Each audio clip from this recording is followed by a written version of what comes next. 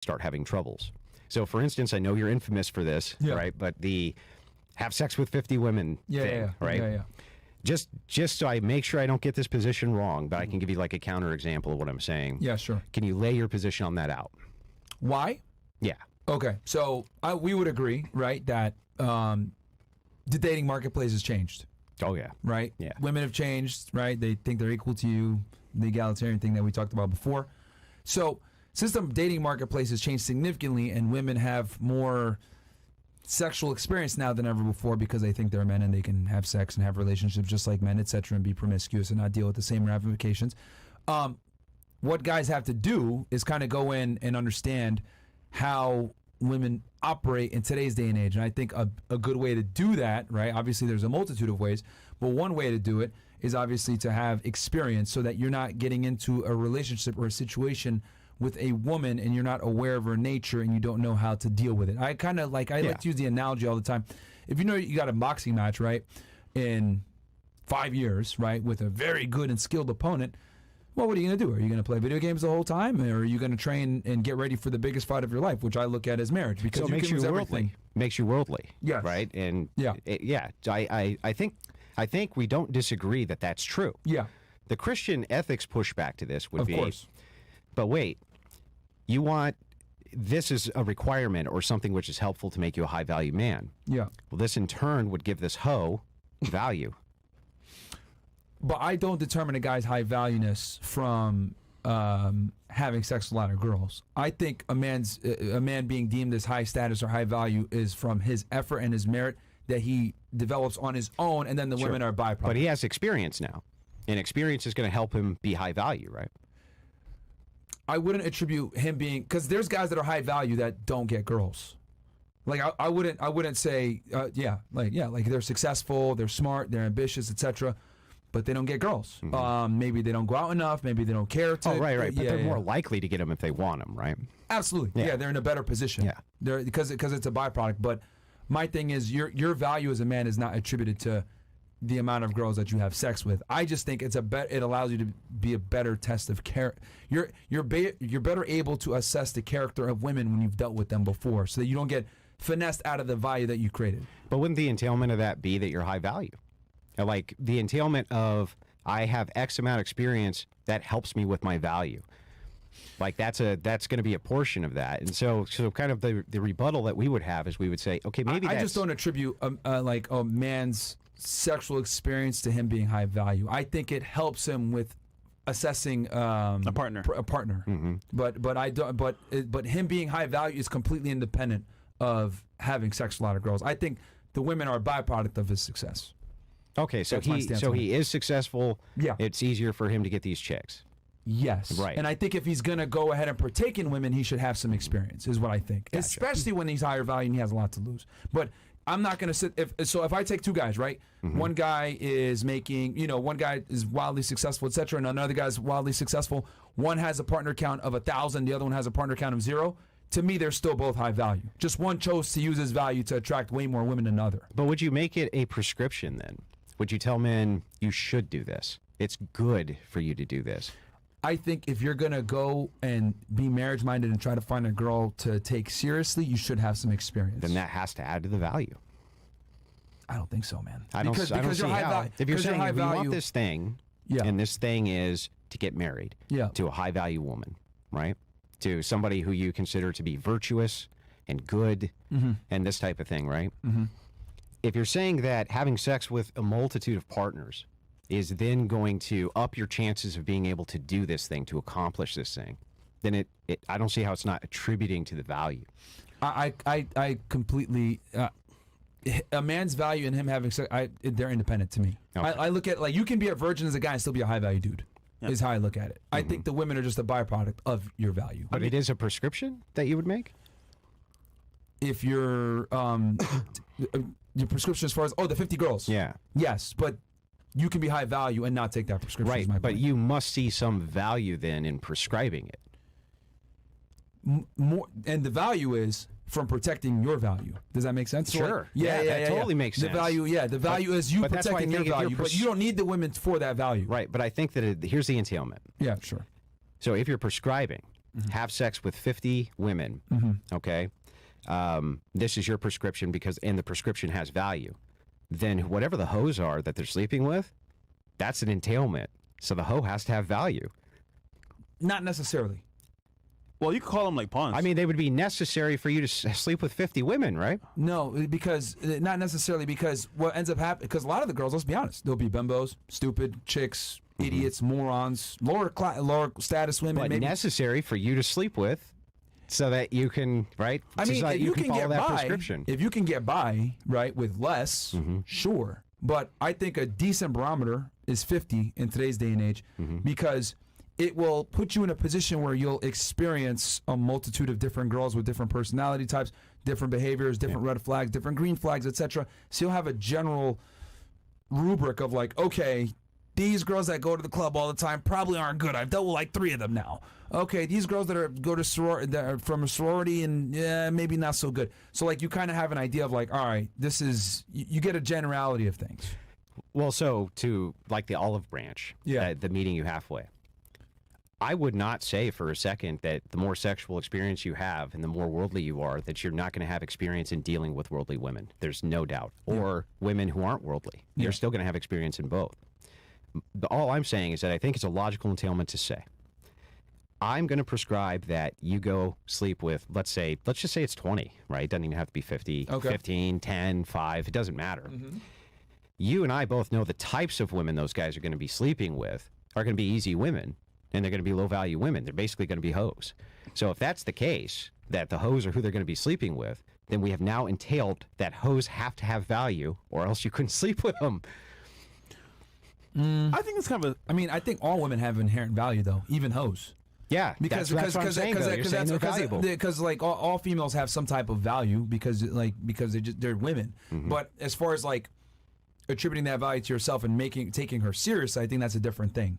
So you got to figure out which ones are, worth a relationship and which ones aren't. And I think the way to do that is through, obviously, experiencing Now, from our view, from the Christian ethicist view, sure, they have no value. They only have human value. Okay. But they do not have, I would consider them at the lowest end of the... If they're not virgins, like what of the value hierarchy. Women who are very promiscuous and they see sex as a tool or as a utility or as a manipulation device or things like this. Instantly, the Christian ethicist is going to look at this and say, this is completely sinful, needs to stop, you're totally valueless, right? Your humanity is still very valuable. You as a person still very valuable. Your salvation is really important to us. Yeah. But this type of sinful behavior from our perspective is completely degrading to society, and we need to stop it by almost any means necessary, because what ends up happening, it's like an enclosed system. What ends up happening from my perspective is that degeneracy leads to degeneracy, leads to degeneracy, leads to degeneracy. Okay. And there never seems to be a pull back. It's always a push forward. I mean, we're talking about shit now. You guys couldn't even imagine what we're talking about now with like trans furries and all this different stuff. You know what I mean? Yeah. You couldn't have even fathomed that. That's a new one. Could you have even fathomed that we would be talking about child genital mutilation? I mean, who would ever have envisioned that this would be the world we live in? Yeah, it's crazy. But if you back it up, if you look at kind of the slippery slope argument, quote unquote, that started with an LGBTQ push for equality, and once they have it, you have nothing else to complain about. You have to move the goalpost to the next victim group. Then you have to move the goalpost to the next victim group. And it becomes more and more and more absurd. And that's why you'll see the pendulum eventually is going to swing back the other way by necessity. If I may, we're not arguing on I want to say religious standpoint. It's more of a logical standpoint. Sure. Let's be honest here. You yourself, if you weren't versed in women, you can choose for yourself the wife you have today, right? Yeah, that's true. So on some level, we do need to have women as, I won't say pawns, because I said pawns earlier, that's kind of wrong. I would say an experience booster to understand what I really want in my life or what I actually need. So I think on some level, you still need to have that like experience as a man, I think. Yeah, I mean, I definitely see your the Christian viewpoint, and I think all religions pretty much have, whether it's Islam, Judaism, Christianity, they're all pretty much, like sexual degeneracy. It's not in our best interest here from a religious standpoint, which I completely understand. That's why when I dispense this advice, it's more from a it's a strategic standpoint of, okay, if you're not a religious guy, etc., right? Most women are not religious, right? They're just not, unfortunately. Most people are secular in today's day and age. So I look at it like, okay, Even the religious. Huh? Even the religious are more secular. Yeah, there you go. Exactly. So like, so my thing, I look at it like, okay, though religion is great, and I think it's a great framework for people to operate in, unfortunately, we don't have those like training wheels anymore. So I think like for guys to really like move in this new sexual marketplace where, like you said before, these girls a lot of the times are fucking 304s. How's a guy that's been a virgin his whole life, super devout, has the rose-colored glasses on, doesn't know how women really move in today's day and age, how's he going to be able to tell if a girl really likes him or she's just selling him a dream, like, oh, I'm pure, etc.? Like he won't know. Right now, of course, thank God there's content like this where we might be able to curb him having 50 bodies, and he might be able to only do 20, 30, 40. He might not need the full 50 because we're telling him, hey, this is what it is, right? They always say a smart person learns from their mistakes, a wise person learns from another person's mistakes. Yeah. Hell, on this show, we tell you guys our mistakes all the time. So people maybe are, with all this information, they're able to curb it, right? And learn from an earlier standpoint. But a lot of guys, what I've noticed is, a lot of guys are stupid. Let's just keep it 1,000. They got to fucking burn their hand on the kitchen stove to figure out that it's actually hot. And that's why the information is usual. It's like for the general masses. Are there smart guys out there that will figure this shit out with less? Of course. But I think for most guys, especially as hard-headed guys, with 50 chicks under your belt, man, you should at least be able to figure out the girls that are worth a relationship versus the ones aren't. And then most importantly, the girls that are trying to sell you a dream of, oh, I'm pure, etc., and you find out that they're a 304. I have a question, Andrew. How would you solve this issue? Solve the problem of men finding oh man, this is wives. Yeah. This is pretty complex. Okay, so our adaptation is kind of like for today's day and age. If you're not like a religious guy, but what's your so backing it off. Not gonna let you guys get away totally with this. So I'm bringing it back. Okay, sure. It's not a diversion, but I'm bringing it back. Okay, sure. Okay. So from a secular perspective, it can't be fixed. From a secular perspective, it can't be fixed. Sure. Secularists have no moral foundation at all. Like it or not, they don't. And it really can't be fixed. However, what I can point to is this. Let's assume for a second hypergamy is real, right? I assume that it is. Okay. I think generally speaking, there's enough evidence that we can look at and we can say hypergamy is at least it's real enough. Yeah. Right? It's real enough. Agreed. It used to be under control. It used to be under control. Yeah. Religion used to put under control. Like it or not, we had that shit under control and under lock and key. Religion, shame, families, fathers, all these things used to combat it. Yeah. Secularism destroyed all that. I agree. And so I agree. When I say to people, and I understand the argument, we're never going back to that, but we are. We are going to go back to that, and I'm going to explain how. It's not going to be in our generation, but if you look at the birth rates, the global birth rates, they're in massive, rapid decline, and it's a problem most people have no idea about yet, how bad the population collapse is really going to be. It's very bad, especially the Western countries. But you know these stats. What age are women on average now getting married?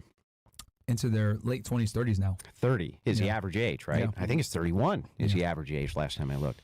How many kids are you going to have as a 31-year-old woman? Very few. Very few. Yeah. Well, these women are becoming quicker and quicker genetic dead ends, but so are secularists in general. If you look at the religious reproduce far and away more than secularists reproduce. Cross-generationally, this is going to become worse and worse and worse. As people leave the Protestant churches, they're moving towards Catholicism, Orthodoxy, more traditional churches. There's big pushes in those churches to have families and to have children and to reproduce. You know, the old, adage for Catholics, right? You know, if you don't have 10 kids, you have no kids, right? Reproduction is the future. Yeah. The religious reproduce, and secularists are not reproducing. That's why London has been taken over by Muslims. That's right. That's right. And if you look at, I'll only touch on this very briefly, but even if you look at Israel, Israel is the only westernized nation that has a reproduction rate that is stable. It's actually over what is necessary because they took one look at it and went, okay, we got to get these numbers up. How are we going to do that? So they implemented an in vitro fertilization program for free for the entire nation. Really? Yeah, for the whole nation. An in vitro fertilization. You can go have it done 12 times and they'll pay for everything.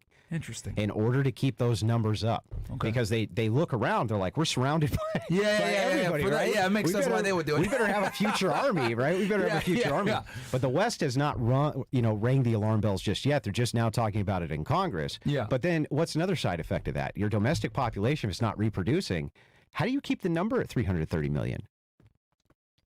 There's only one way to do that, right? Yeah. And that's going to be with immigration coming in. Yeah. And, well, that creates instability all on its own. A lot of And then what problems. happens if you start pulling in immigrants from other nations and they have a reproduction crisis, Yeah. right? So if you look at all the downsides of a coming population collapse, you can see that religion's going to make a pretty heavy comeback. And think you so? see it Okay. already being fought about now. Secular ethics can't offer people anything. It can offer them only hedonism, but ultimately it can't give people purpose. It just says go find your own purpose. But what the hell does that mean? That doesn't help anybody. How does that help people to tell them, well, just go find your own purpose? Like, well, that's what I'm here for. I'm here to find purpose, right? Yeah. That's what I came to church for, is to find purpose. Yeah.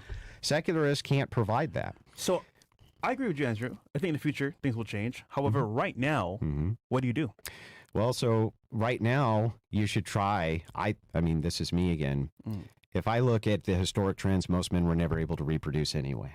Okay, some 60, 70%. Yeah. They were never able to Only reproduce a minority. ever. That's why we have double the female ancestors to male ancestors, right? I would still say that the best thing that you can do is to try to live an integrity-filled life, and that at the end of that life, regardless of how it went, right? Maybe you didn't get that hedonistic pleasure that you wanted, but neither did your ancestors. They didn't get that either. And I think hypergamy has always been this thing, this issue, and that women have been this way. We have Helen of Troy to look at. We have Samson and Delilah to look at. We know that this is the nature of women. But we also know that most men were never able to reproduce, ever. And most of the women that we have right now, if we have men going out and turning out hoes, if we have them going out and turning out hoes, doesn't that hurt the future men? You know what I mean? Who want to get lay down and marry these women? If we're going out and turning them out, that seems like it's counterproductive to me. I see your perspective. I could also argue though they've already been turned out. like no, they're already there. They already made. Yeah, well, I mean, there had to be a ground zero. There was a ground zero penis somewhere. Remember, you mentioned feminism and the culture itself, the music. They did all the work for them. Yeah. We just come in and hey. Well, I mean, he said it earlier. Like, if you're going to continue to stay secular, it's never. Which Never. I agree. Yeah. Like, it's never, and that's why because I'm looking at it like, okay, because I see, and I want to actually ask you how you think it'll go back to being a religious state. But let's assume that it's not, right? Let's assume that people are going to continue to live free and secularism, etc. I'm looking at it like, okay, there are guys out there that want a family. There are guys out there that want to one day, because I think the nuclear family is the backbone of any society, any thriving society. As a matter of fact, the reason why we're so fucked up now is because we don't have a lot of nuclear families anymore, right? When I was in UAE, for example, I saw strollers everywhere, families together, etc. I don't see that here. Hell, even in Miami, I see people walking dogs more than walking with kids. Yeah. So, the little dogs too, the little ones too, the annoying weird dogs. ones. Yeah. So I say all this to say, I say all that to say this. For the guys out there that do want a family one day, etc., and I don't want them to get destroyed by the divorce machine, right? I'm like, okay, you want a family, you want a wife. This is very risky in 2024 with the way women are programmed, right? So I think one way to deal with it is to have experience with them, and so you can at least rule out the bad ones. I'm not telling you to find the perfect girl, but at least be able to rule out the bad ones so that you can have a family with a chick and she won't destroy your life. But what if that's the there's- only reason? What if there's a better way in marriage, though? Sure, go ahead. What about covenant marriage? Okay. What about using covenant marriage and the ecclesiastical authority of the church to govern the marriage, where you actually have communities? One of the big things that's missing from Can you explain that to me? Because yeah. I'm not Christian, so. Islam has their own form of ecclesiastical authority. They wouldn't call it that, okay? But in Muslim nations, they have Sharia law. Sharia courts will actually adjudicate marriages. They'll adjudicate all sorts of things from the religious authority. Yeah. Christians have always had this. We've always had an ecclesiastical authority. The Catholic Church has it. The Orthodox Church has it. The ecclesiastical authority is a way to govern your life and govern your marriage, exit the state. And you can enter into a covenant marriage And they do not just let you go. They do not just release you from your vow. And if you have community pressure, that's the social shame you're talking about. Yeah. What's going on right now? I'm a fan of marriage without the state involved. I've talked about this. And you should be. Yeah. Because what's happened instead is we have traded a good ecclesiastical foundation with community for this crazy-ass contract where it's easier to break than a cell phone contract. Yeah. And women have all the incentive in the world to break it. Yeah. Why in the world would we ever endorse, from a Christian perspective, to get involved in a secular marriage?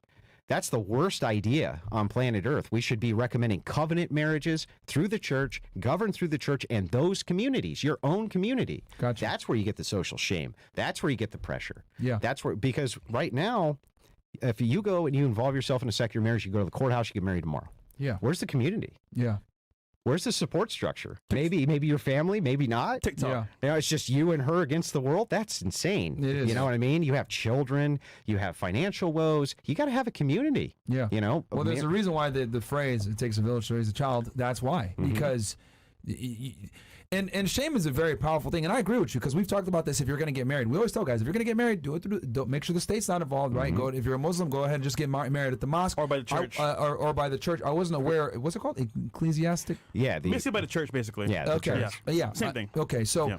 And if you have marital problems, you go to the church. Yeah, and I think that's a fantastic way to get around it. You know what I mean? And you should. Yeah. I mean, if you look at the most successful marriages in the United States, you want to know what some of the most successful ones are? Mormon marriages. For sure. Why? Yeah. The Mormons have their Community. own church authority and community Yeah, that community. applies significant social pressure. They're like, no, you don't get to just do your husband like this. You don't get to just do these types. Oftentimes, they don't even involve the state at all. Yeah. State's not even, you get married within the community in the eyes of God, because that's what marriage is. Marriage has nothing to do with a state contract. Yeah. The state should only be involved in things which are good for the entirety of the nation. Marriage is now not good, and that's terrible. That's an awful position to be in, to have the state promoting something as toxic as marriage through the state now is. It's a raw deal for men. It's a bad deal even for women, ultimately, because they have the incentive to do it, and then they seem to regret it. They take years of regretting this, and it's like, if we're going to change this, fine. But let's actually move towards that, towards actually changing these laws, actually moving against the laws. And where the tradcons get it wrong is they refuse to engage with the red pillars, saying, listen, we're getting destroyed. Men are just getting destroyed out here. They're getting wrecked everywhere, right? And you hear their stories over and over again. And I see these guys in the Daily Wire, they're like, well, you could get lucky. You might get lucky. One of these days. I got lucky. Look at me. I got lucky. Yeah. Look at him. He got lucky too. Yeah. Right? Well, that's stupid advice. Why would you ever give advice like that? Instead of looking at the problem objectively and saying, look, there's really nothing inside of our religious purview that says that we shouldn't be pushing back against state authority for marriage, since we consider it to be in the eyes of God, not in the eyes of the state. That's what we should be pushing for. That's what the traditional conservative side is supposed to be pushing for. Religious institutional marriage, forget the state. Totally worthless. Well, so if we're doing that, then I look at it like, okay, well, let's say you make a bad mistake. Let's say you don't have the 50 body count. You got 5, right? Or maybe you're a virgin. You get married to a chick. You didn't know that she was a 304 before. And then she goes ahead and, breaks up with you and, breaks your heart and shit like that. Well, at least you can get out of it now where you don't owe a bunch of money That's right. to her or whatever it may be. That's one way. But, again. It's also when you have a church backing you, right? That's a heavy force. People forget the institutional power and community power churches Of have. course, of And course. community shame is brutal. Yeah. It is brutal. And you have some churches, they have, serious institutions. It's the last institutional authority of the right, and we don't use it for anything. Yeah. Yeah. And that's why, like, my thing is, because when I give my advice, I'm like, all right, I'm assuming they're not Christian, they're not devout, they're gonna get with a chick that isn't Christian, not devout, they're secular, etc. So I'm like, okay, that's how most young people identify nowadays. Yeah. Right? We don't live in a Christian society anymore, unfortunately, right? We do not. We don't.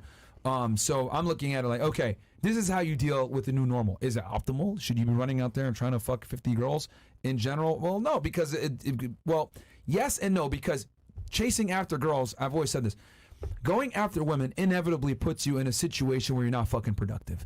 You're fucking texting girls all the time. You're going out on dates. You're going to nightclubs. You're spending maybe money and consuming alcohol. You're spending resources, money. You're yeah. spending resources. Like, the pursuit of women in itself is extremely labor intensive. So, yeah, it's annoying. But like, I look at it like, I'd rather you do this work up front, know how women are, then you do all this work, make yourself high value, then you have the time finally to go ahead and date, and then you go ahead and you date, you find a girl, she's really a whore, but she sells you a dream, you go ahead, you get married to this girl, and then bam, next thing you know, state's taking half your money. But with what you said, okay, we're getting married only through the church or through a mosque or whatever, and you are not incentivized to leave me. Right. Well, I could meet in the middle ground there, because the guy isn't going to be destroyed. But knowing that most guys are going to do what? Their dumb ass going to go to the church. Sure, I'll go ahead and sign here so you can have half the money because I'm an idiot. Yeah. Because that's what most fucking guys are going to Yeah. do, right? It depends on what we're pushing them towards. Yeah. You So know? if they're going to do that, right, and go through because let's be honest, a lot of modern day women, they won't accept getting married just by the church or just by a mosque. They want the security that comes with But wouldn't that be a red flag? state-sanctioned manner. That's true. But wouldn't would that be the red that flag would be where a you're huge red like, flag. wait, you won't get married to the church? I thought you loved me. Yeah. You're right, but dude, see, the thing is that we're having a higher IQ conversation here at the table because we're able to understand this. Yeah. Most guys are fucking idiots, man. Let's keep it 1,000. They're fucking idiots. They're like, pussy. Yeah. Okay, I'll sign the contract. Like, it's crazy the things that guys will do for women. It's fucking scary, man. Like, when I do some of these consultations with these guys and they say what they've done for women, etc., and looking back to, like, I'm an idiot, 2020 hindsight now, etc., but when you're in love with a girl or you don't know better or whatever, like, these guys really put themselves in very dangerous situations with these women. So I'm like, fuck, like, if you guys are going to do this and sign your life away and go to a courthouse and marry this chick that you know has all these red flags, like, goddamn, at least have some experience, man, before you go into the slaughterhouse. So that's how I look at it. But I agree with you, man. If we can go back where guys can go ahead and get married through the church or the mosque and there's no incentive for the woman to leave them, yeah, fuck yeah. See, My only other pushback then really Sure. is when I think, because you and I both know, probably all of us at the table know, like, high value man is kind of a nebulous term. Don't know exactly what that means, but I think Very nebulous. I think heuristically we know. Yeah, right. it's very nebulous. So we can be like, you know, a guy purports himself well, has enough money to take care of himself, handles his responsibilities, that kind of thing. Yeah. I think we kind of know it when we see it. Yeah. And so I think that's fair. But when I think of high value too, I institute things like virtue. I think of virtues. I think of integrity, virtue ethics. Those are the things that I would consider to be high value as well. Some stoicism thrown in there, maybe. Okay. All right. The only drawback, even for secularists, because you can get secularists to move towards virtue ethics. They may reject God, they may reject religion, but they will act as though religion is real if you give them some foundation like virtue ethics. And so the only drawback I really see, even from the secular side of telling them, hey, this will make you worldly, that's going to hurt their virtue. It's going to ultimately hurt their virtue to basically kind of man whore around, right? And that's something that later in life, reflectively, when they're 40 or 50, they might look back on and be like, hey, look, you know, I was not living a high integrity lifestyle. Yeah. So when it comes to so your pushback is with because it lacks the virtue, is what you're saying? Yeah, there's no virtue in promiscuity for men or women. I think you would agree with that even as a secularist, that you said yourself, sleeping with a ton of women in and of itself is not a virtuous act. Maybe you think it's neutral, right? But it certainly has no virtue. Yeah, no, I agree. But for women, right, it has a really bad side effect that doesn't even have for men. And because of the gatekeepers of sex, there's even less virtue. I agree. But it takes two to tangle. And so anybody who's going to have sex with one of these women, they're going to be taking away from the virtue of themselves and the woman. And for me, when I look at men of status, real men of status, who maintain their virginity, like I met a gentleman named Mason when I was on whatever. Dude, square jawed, real strong guy. He maintained his virginity. He didn't seem like he was unaware of female nature to me, but I can understand that probably plenty are, right? Yeah. But he seemed like a really virtuous guy. You know what I mean? And there is some kind of integrity to that when you meet a man who has tons of virtue, you'll follow him off a building, right? Yeah. And so I think that keeping virtue intact is another thing which in Western society we should be pushing towards. Understandable. Even from a secular framework, that seems to be more optimal. You know what I mean? Understandable. Yeah, I mean, I think that's obviously ideal. I just think with the way things are, for a guy to be able to find that virtuous woman, he's got to deal with some women that aren't virtuous. And the only way he's going to do that is through experience. I'm looking at it more from like a preventative standpoint, where it's like, Well, it's pragmatic. yeah, right? for in today's day and age, right? If women weren't the way they are now, I would tell guys, stay a virgin. Yeah. Like, fucking wait, man. Like, exercise that discipline. But nowadays, with just the way women are, it's like you almost get punished for being that nice guy and being extremely virtuous and nice to these girls, because they don't reward that anymore. Like, chivalry is dead, and I genuinely think modern day women killed it. So it's like, though I think that's optimal and the best way to go about it, I just don't think it's practical or pragmatic in today's day and age, is my only issue. Well, I mean, the problem is there's a lot of truth in what you say. Yeah. And so, I'm a firm believer in accepting what is objective reality. It is objective reality that promiscuity inside of Western nations is now out of control, to the point where reining it back in seems like almost a fool's errand. But I also think that if we can provide any pushback to move it the right direction, we should. Yeah. I mean, and now I'm actually like, brainstorming here how we would do that.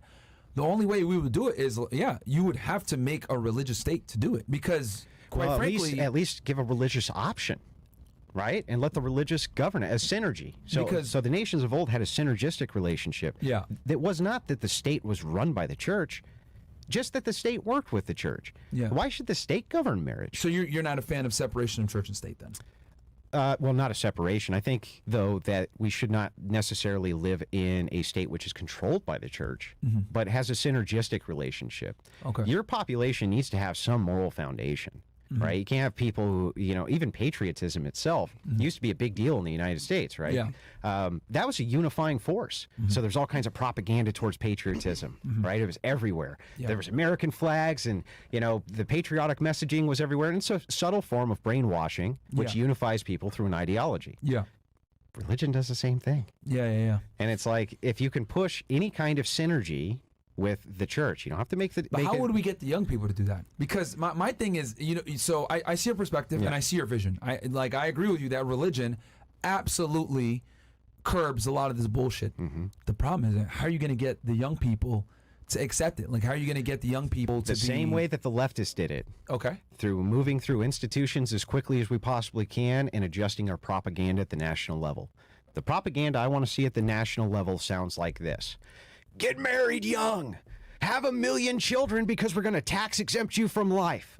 For life. You'll be tax exempt for life. 3 kids, right? We're going to make it really hard for you to get a divorce because the state's getting out of it. You can only get married through your church. The state's not even going to offer a marriage certificate. We don't need to anymore, because our job is to push towards the health and welfare of the United States. And this is no longer healthy for the United States to have marriage through the state. It has become so bad that people who enter it, your likelihood of exiting clean is almost 0%, right? Yeah. So impossible. You can do the same thing. You can have national rhetoric, national brainwashing campaigns, right? Just the other direction. Now, brainwashing has a negative connotation. So how are you going to override? And this is just like, I genuinely want to get your opinion on this.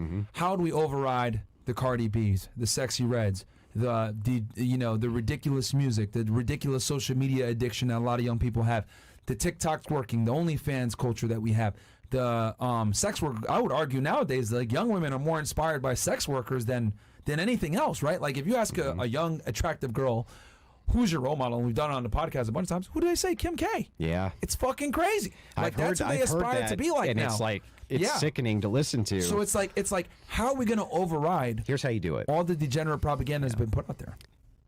Muslims are fantastic at this. Yeah. And Christians are not. Muslims engage. What I've noticed about Muslims is they engage. They engage in ideology, man. They engage in political prescriptions, and they're in your face about it. Christians have become soft and too nice. We have adopted Christianity to be a be nice religion, and it never was a be nice religion. It's passive. It's supposed to be a get in your face religion. It's supposed to be a no, you're wrong. You fucking skank, you're wrong, and you're a liar, and you're destroying the very fabric of society. But we don't see that engagement from Christians anymore because it's been so subverted by women saying, no, be nice. Yeah. What I would like to see is, instead of theological debates going on all over the place between Christian versus Christian, and I'd like to see more Christians actually move into the political space like I have. You even see guys like Fuentes did this.